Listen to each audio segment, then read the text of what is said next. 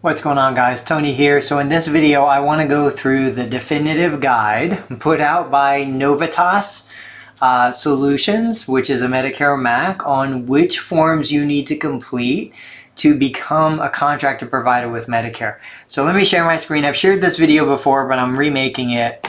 So behind me, Novitas Solutions, this is the MAC for several states. You can see across the top, Arizona, Colorado, Louisiana, and so on.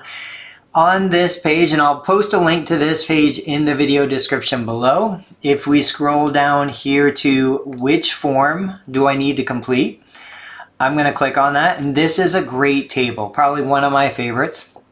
Today is April 9th, 2021 for your reference, so you know when this was recorded. Before we get into this, let me just explain one thing.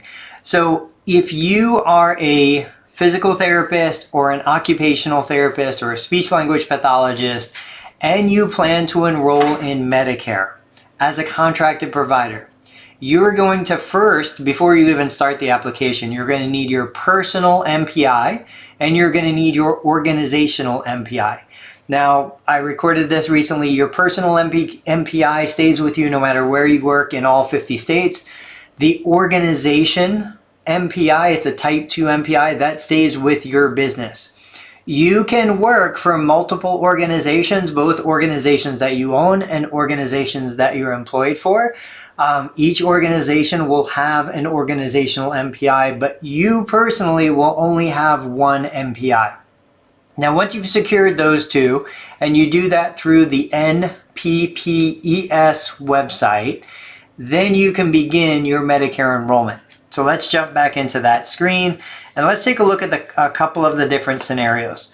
So if you're an individual or a sole proprietor, now this gets confusing for a lot of people because what your accountant might be calling a sole proprietor is a little bit different sometimes than what Medicare considers a sole proprietor. A sole proprietor is somebody who's not going to use a corporation or a business entity separate from yourself. You're claiming all of your taxes using your social security number, not employer identification number, an EIN, or a tax identification number. That's what they're referring to as a sole proprietor. In this case, you complete the 855I, you will receive a personal PTAN, and you're done. The 588 over here on the right, that is your bank account information where Medicare is going to send payments.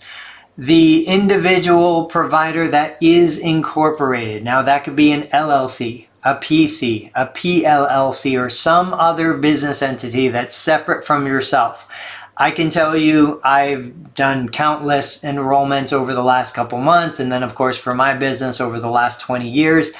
I've never met, I lie. I met one person who wasn't running a separate business separate from themselves personally, but the vast majority of you will be enrolling as what Medicare refers to as a sole owner or somebody who has a business separate from yourself. In this situation as well, though, you're doing an individual 855I. That application, when submitted through PECOS, will get you a personal Medicare provider number, which is your PTAN, and it will get you a business PTAN, a PTAN Medicare provider number for your business. You'll still have to do the business banking account information, the 588, in which case you're going to have to upload a voided check or a signed letter from your bank showing the name of your business, the bank account number, the routing number, and it has to be signed by the bank representative. So that sometimes catches people.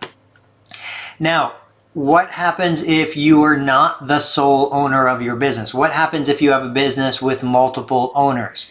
Well, that's when you come down here, to the organization part B, which is the 855B. That is the enrollment for the organization or the group.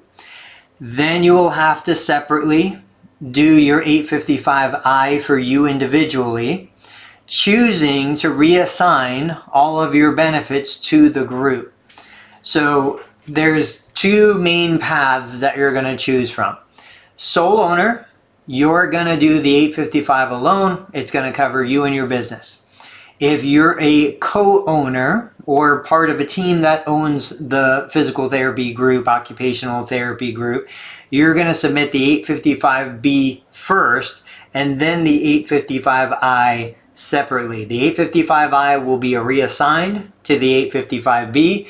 You can pretty much do them at the same time on the same day, but you should do the 855B first, then the 855I after that. So guys, I'm going to post this resource in the video description. I know it probably isn't still totally clear for you guys, but feel free to message me. Feel free to post your comments on YouTube. I can tell you that, you know, once you get past this step, once you fully understand what's going on, the rest of it becomes easy. But for now, this is the best resource we have available to share. I'll catch you guys on the next video.